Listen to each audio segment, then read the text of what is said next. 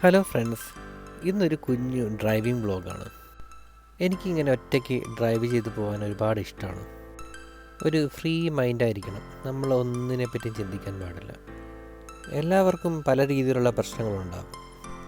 Financial issues ഉണ്ടാകും, work pressure ഉണ്ടാകും. Moreover നമ്മളൊക്കെ ഇവിടെ ഫാമിലിയെ വിട്ടു നിന്നാണ് ജീവിക്കുന്നത്. അപ്പോൾ തന്നെ പല രീതിയിലുള്ള ഫാമിലി ഫ്രസ്ട്രേഷൻസ്, ഫാമിലി ഇഷ്യൂസ് ഒക്കെ ഉണ്ടാകും. ഈ രീതിയിലുള്ള ഇഷ്യൂസൊക്കെ ഓവർകം ചെയ്യാൻ ഏറ്റവും നല്ലൊരു ഐഡിയ യാത്ര ചെയ്യുക എന്നതാണ്. അതും തനിച്ച് വേണം പോകാൻ. ആ ഒരു കുറച്ച് സമയത്തേക്ക് മൊബൈൽ ഡാറ്റ ഓഫാക്കിയാൽ അത്രയും നല്ലത്. ആ ഒരു കുഞ്ഞ് യാത്ര കഴിയുമ്പോഴേക്കും നമ്മൾ ഒരുപാട് റിലാക്സ് ആകും. ഇതൊക്കെ എൻ്റെ ഒരു ഫിലോസഫിയാണ് കേട്ടോ. എല്ലാവർക്കും വർക്ക് ആവണമെന്നൊന്നുമില്ല.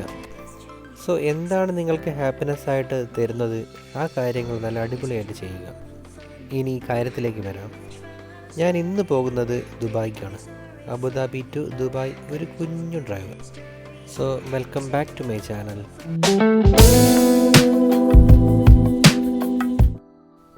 അബുദാബിയിൽ നിന്ന് ദുബായിലേക്ക് ഏകദേശം 150 കിലോമീറ്ററോളമുണ്ട്. കോഴിക്കോട് നിന്ന് ഏകദേശം എറണാകുളത്തെ പറവൂര് വരെ പോകുന്ന ദൂരമുണ്ട്. ജോലിയുടെ ഭാഗമായി അത്രയും ദൂരം യാത്ര ചെയ്ത് പോയി വരുന്നവർ ഒരുപാട് പേരുണ്ട് ഇവിടെ. എൻ്റെ ഫ്രണ്ട് താമസിക്കുന്നത് ദുബായിലെ ജബലാലിയിലാണ്. അവിടുന്ന് അവനെയും കൂട്ടി നേരെ പോയത് ദുബായിലെ കരാമയിലേക്കാണ്. ഇവിടെ ഒരുപാട് റെസ്റ്റോറൻറ്റുകളുണ്ട്. ഒരു ബിരിയാണി കഴിക്കാമെന്ന് വിചാരിച്ച് ഞങ്ങളൊരു റെസ്റ്റോറൻറ്റിൽ കയറി. ദുബായിലെ കരാമയിൽ ഒരുപാട് മലയാളികൾ താമസിക്കുന്ന ഒരിടമാണ്. അതുകൊണ്ട് തന്നെ ഇവിടെ ഒരുപാട് മലയാളി റെസ്റ്റോറൻറ്റുകളുണ്ട്. ഒരു പരീക്ഷണാടിസ്ഥാനത്തിലായിരുന്നു ഈ ഹോട്ടലിലേക്ക് കയറിയത്. ഞങ്ങൾ ഓർഡർ ചെയ്തത് ഒരു ദം ബിരിയാണി ആയിരുന്നു. ബിരിയാണി കുഴപ്പമുണ്ടായിരുന്നില്ല, പക്ഷേ അവിടുത്തെ സർവീസ് അത്ര പോരായിരുന്നു. ബിരിയാണിയൊക്കെ കഴിച്ച് ഞങ്ങൾ നേരെ പുറത്തേക്ക് ഇറങ്ങി. കാറ് പാർക്ക് ചെയ്തിരുന്നത് ഒരുപാട് ദൂരെയായിരുന്നു. ഇവിടെ പാർക്കിംഗ് കിട്ടാൻ ഒരുപാട് ബുദ്ധിമുട്ടാണ്, പ്രത്യേകിച്ച് കരാമ പോലൊരു സ്ഥലത്ത്. ഇന്നൊരു ഒഴിവ് ദിവസമായതുകൊണ്ട് തന്നെ നല്ല തിരക്കാണ് ഇവിടെ. ഇവിടെ എല്ലാം പാർക്കിംഗ് ഫീ ഉണ്ട്. മിനിമം 2 ദിർഹമാണ് പാർക്കിംഗ് ഫീ. നാട്ടിലെ ഏകദേശം 48 രൂപ. വണ്ടിയിൽ കയറി ഞങ്ങൾ നേരെ വിട്ടത് ദുബായ് ഫ്രെയിമിൻ്റെ അടുത്തേക്കായിരുന്നു. ഈ കാണുന്നതാണ് ദുബായ് ഫ്രെയിം. 2013 പണി കഴിപ്പിച്ച ഈ ഒരു ആർക്കിടെക്ചർ വൈവിധ്യത്തിന് ഒരുപാട് പ്രത്യേകതകളുണ്ട്. ദൂരെ നിന്ന് നോക്കുമ്പോൾ ഒരു ചെറിയൊരു നിർമ്മിതിയായി തോന്നുമെങ്കിലും അടുത്തു നിന്ന് കാണുമ്പോഴാണ് അതിൻ്റെ യഥാർത്ഥ വലിപ്പം മനസ്സിലാവുന്നത്. ഇതാണ് അതിൻ്റെ യഥാർത്ഥ വലിപ്പം. ഏകദേശം 150 മീറ്ററോളം നീളവും 96 മീറ്റർ വീതിയുമുണ്ട്. 2013 ഇത് പണി കഴിപ്പിച്ചത്. ദുബായിലെ സബീൽ പാർക്കിലാണ് ഇത് സ്ഥിതി ചെയ്യുന്നത്. ഈ ഒരു ഫ്രെയിമിൻ്റെ പ്രത്യേകത എന്തെന്നാൽ, ഒരു വശത്തുകൂടെ നോക്കുമ്പോൾ പുരാതന ദുബായിയും മറ്റൊരു വശത്തുകൂടെ നോക്കുമ്പോൾ പുതിയ ദുബായിയും നമുക്ക് കാണാൻ പറ്റും. ഈ ഒരു ട്രാൻസ്പെറൻറ്റ് ഗ്ലാസ്സാണ് മറ്റൊരു പ്രത്യേകത. ഇതിലൂടെ നടക്കാൻ ശരിക്കും പേടിയാവും. പുതിയ ദുബായ് എന്താണെന്നും പഴയ ദുബായ് എങ്ങനെയായിരുന്നുവെന്നും ഈ ഒരൊറ്റ ഫ്രെയിമിലൂടെ നമുക്ക് മനസ്സിലാക്കാൻ പറ്റും. 50 രൂപയാണ് ഇതിൻ്റെ ടിക്കറ്റ് ചാർജ്. എന്തായാലും വർത്താണോ. അതൊക്കെ കഴിഞ്ഞ് ലിഫ്റ്റിലൂടെ ഞങ്ങൾ നേരെ താഴേക്ക് ഇറങ്ങി. ഫ്ലോറുകളുടെ എണ്ണം നോക്കുകയാണെങ്കിൽ ഏകദേശം 48 നിലകളോളം വരും ഈ ഒരു ദുബായ് ഫ്രെയിമിന്. ലിഫ്റ്റ് ആണെങ്കിൽ ഹൈ സ്പീഡ് ലിഫ്റ്റാണ്. 1 മിനിറ്റിനുള്ളിൽ തന്നെ ഞങ്ങൾ താഴേക്ക് ഇറങ്ങി. ഞങ്ങൾ അടുത്ത പോകുന്നത് ദുബായ് ഷെയ്ഖിൻ്റെ കൊട്ടാരത്തിലേക്കാണ്.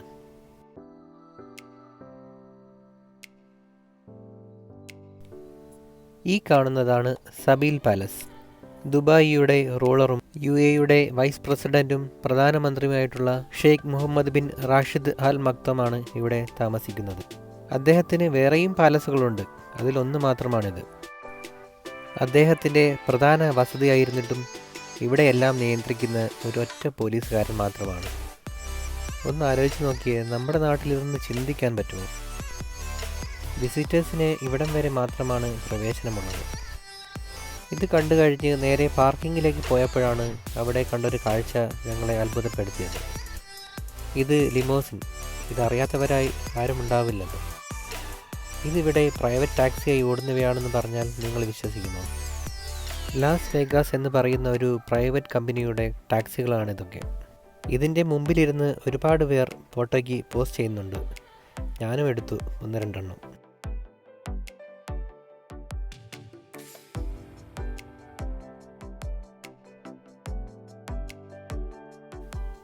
അത് കഴിഞ്ഞ് ഞങ്ങൾ പോയത് UAEയുടേതെന്നല്ല, ലോകത്തിലെ തന്നെ ഏറ്റവും പോഷായുള്ളൊരു സ്ഥലത്തേക്കാണ്.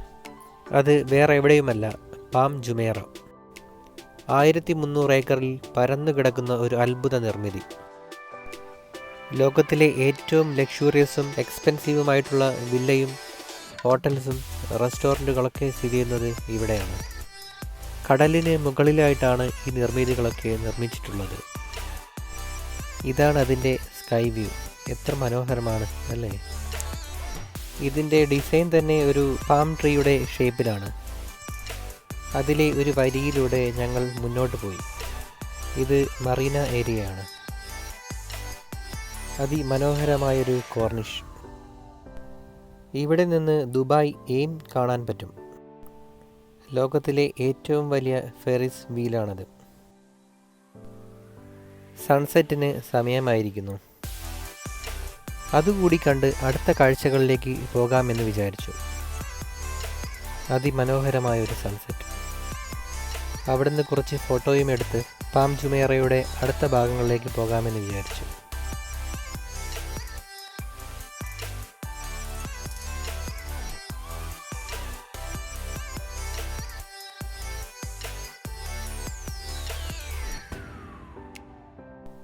ഞാൻ നേരത്തെ പറഞ്ഞ ലോകപ്രസിദ്ധമായ മോസ്റ്റ് ലക്ഷൂറിയസ് ഹോട്ടൽസിൻ്റെ കാഴ്ചകൾ ഒരു ഓട്ടപ്രദക്ഷിണം പോലെ ഞാനിവിടെ കാണിച്ചു തരാം.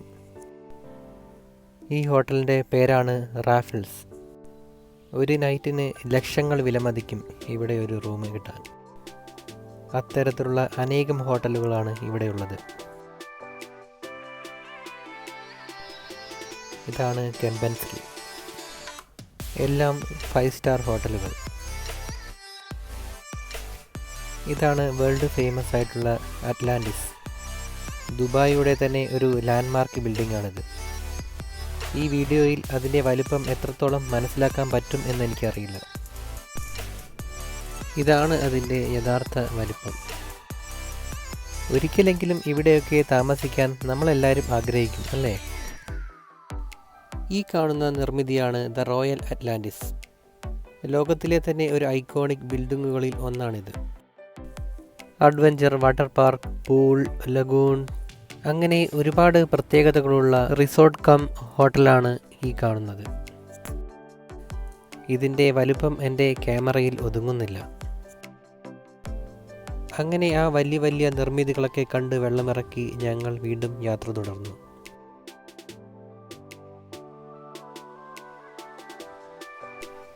പിന്നീട് ഞങ്ങൾ പോയത് ദുബായ് പാർക്ക് ആൻഡ് റിസോർട്ടിലേക്കാണ്. നേരം ഒരുപാട് ഇരുട്ടിയിരിക്കുന്നു. അതുകൊണ്ട് തന്നെ വീഡിയോയുടെ ക്ലാരിറ്റി എത്രത്തോളം ഉണ്ടാകും എന്ന് ഉറപ്പില്ലാത്തതിനാൽ അതിനുള്ളിലേക്ക് കയറിയില്ല. ആ കാഴ്ചകളൊക്കെ മറ്റൊരു വീഡിയോയിൽ കാണിക്കാം എന്നൊരു ഉറപ്പോടുകൂടി ഞങ്ങൾ അവിടുന്ന് വീണ്ടും യാത്ര തുടർന്നു. ഇനി അവനെ റൂമിലാക്കിയിട്ട് വേണം എനിക്ക് അബുദാബിക്ക് തിരിച്ചു പോകാൻ. ഇവിടുത്തെ ഓവർ ബ്രിഡ്ജുകളൊക്കെ ഒരു അതിശയം തന്നെയാണ്. ഞാൻ ഇന്ന് ഏകദേശം 300 കിലോമീറ്ററോളം ഡ്രൈവ് ചെയ്തിട്ടുണ്ട്. അബുദാബിക്ക് തിരിച്ചു പോകാൻ ഇനിയും 150 കിലോമീറ്റർ ബാക്കി. പക്ഷേ നമ്മൾ ഒരുപാട് ടയേർഡാകത്തൊന്നുമില്ല. അതിൻ്റെ ഒന്നാമത്തെ കാരണം ഇവിടുത്തെ റോഡുകൾ തന്നെയാണ്. ഇതാണ് വിശ്വപ്രഖ്യാതമായ ഷെയ്ഖ് സായദ് റോഡ്. ഈ ഒരു റോഡിലൂടെ ഡ്രൈവ് ചെയ്ത് പോവുക എന്നത് ഏതൊരു ഡ്രൈവറുടെയും വലിയ സ്വപ്നങ്ങളിൽ ഒന്നായിരിക്കും. ഈ വീഡിയോ കണ്ടിരിക്കുന്ന എല്ലാവരുടെയും ചെറുതും വലുതുമായ എല്ലാ ആഗ്രഹങ്ങളും സ്വപ്നങ്ങളും പ്രതീക്ഷകളും നിറവേറട്ടെ എന്ന് ആത്മാർത്ഥമായി ഞാൻ ആഗ്രഹിക്കുന്നു.